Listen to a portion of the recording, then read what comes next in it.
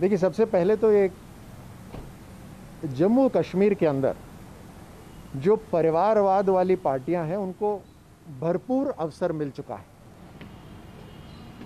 उनको लोकतंत्र की ताकत भी दी गई, उनको पूरे देश का साधन भी दिए गए।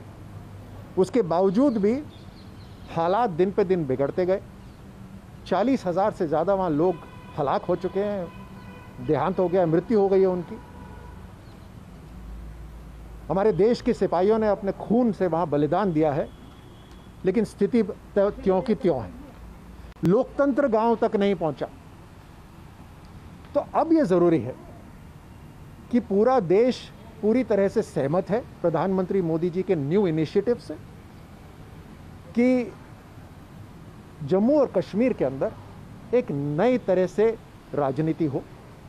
370 जो उस समय था उसको हटा दिया जाए और पूरा देश आज सहमत है इस बात से।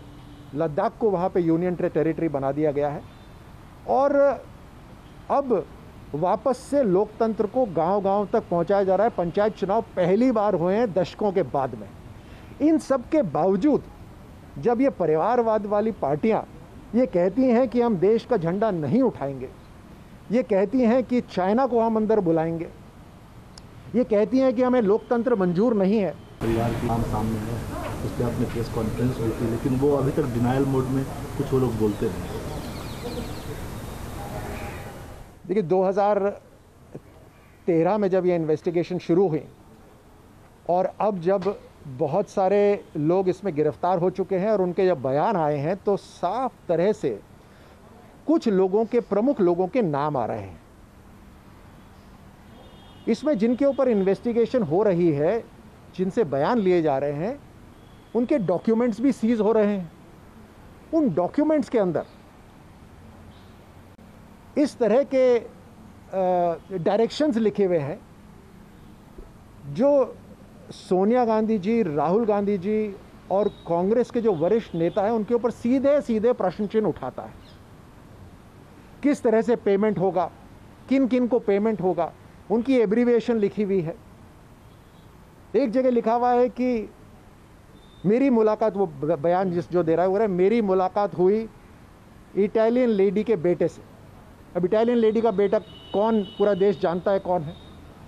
वो ये भी कहते हैं कि इटालियन लेडी का बेटा आने वाले समय में प्रधानमंत्री बनेगा और उनकी पार्टी दिनों दिन मजबूत होती जा रही है।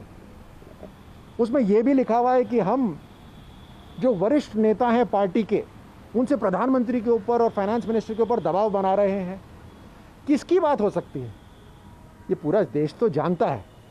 अब जब नाम बार बार कांग्रेस के वरिष्ठ नेताओं के आ रहे हैं, फर्स्ट फैमिली के आ रहे हैं, तो कम से कम वो व्यक्ति जो छोटी छोटी चीज़ों के ऊपर ट्वीट करते हैं, वो इतनी बड़ी चीज़ के ऊपर तो ट्वीट करें।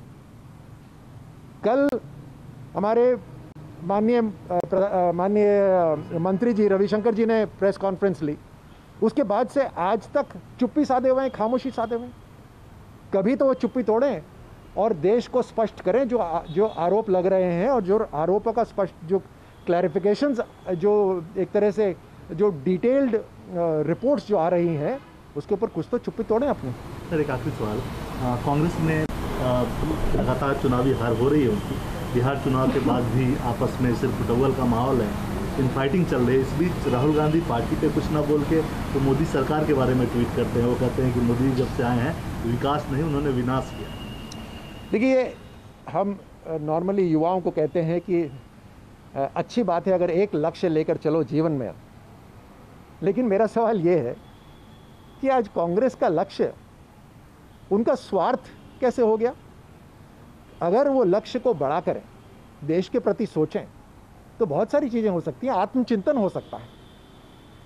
एक ही व्यक्ति के ऊपर बार बार हमला करते रहने से उनकी राजनीति तो नहीं चलने वाली, लेकिन ये उनकी बुद्धि के अलावा और कोई सोच नहीं रहा और वो जैसा दिशा दिखा रहे हैं, पूरी कांग्रेस पार्टी उसी दिशा में चल रही है। कुछ लोगों ने प्रश्न खड़े करें, लेकिन जिन लोगों ने प्रश्न खड़े करे हैं, इस लोकतंत्र के अंदर जो पार्टी है उसने अपना लोकतंत्र बंद कर दिया है और उन लोगों को साइड में खड़ा कर दिया है।